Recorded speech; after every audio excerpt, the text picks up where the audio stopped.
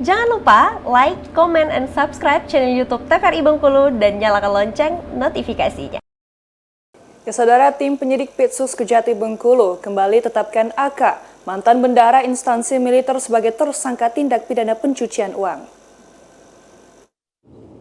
Berdasarkan gelar perkara bersama pimpinan Rabu lalu, tim penyidik Pitsus Kejati Bengkulu kembali menetapkan AK, mantan bendahara salah satu instansi militer, sebagai tersangka kasus tindak pidana pencucian uang atau TPPU dan tindak pidana dugaan korupsi Tukin Prajurit tahun 2022.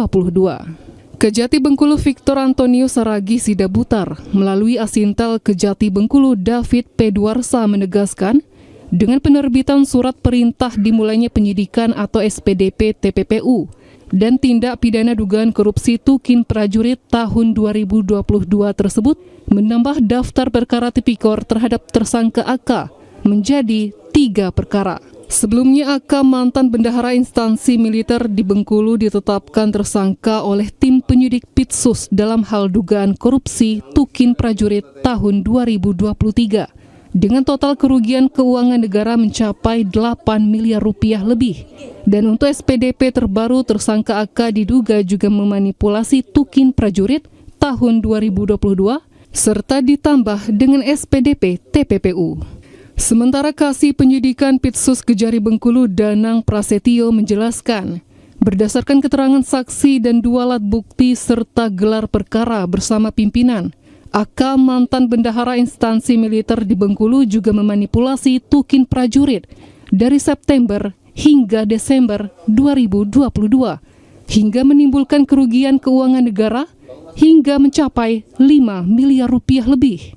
Sementara untuk pemulihan kerugian keuangan negara tersebut, pihaknya juga menjerat tersangka AK dengan pasal TPPU.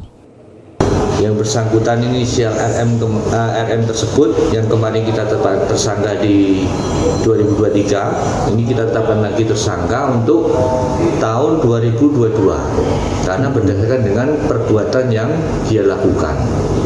Jadi berdasarkan fakta hukum, dia itu melakukan dari September 2022 hingga Desember 2022.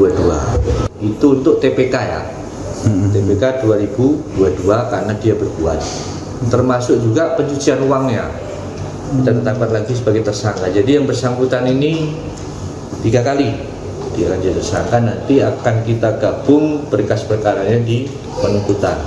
Untuk diketahui dalam melancarkan aksinya, terdakwa AK diduga memanipulasi pembayaran Tukin sejak tahun 2022 hingga 2023. Sehingga negara dirugikan hingga 13 miliar rupiah lebih.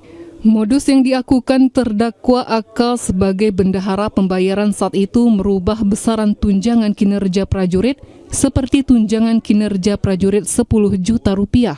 Diganti lebih besar lagi seperti ditambah 0 menjadi 100 juta rupiah. Sementara dalam kasus ini sebelumnya juga terdapat 8 orang prajurit yang bekerja sama dengan terdakwa AK, yakni memberikan rekeningnya untuk digunakan menyimpan uang hasil korupsi.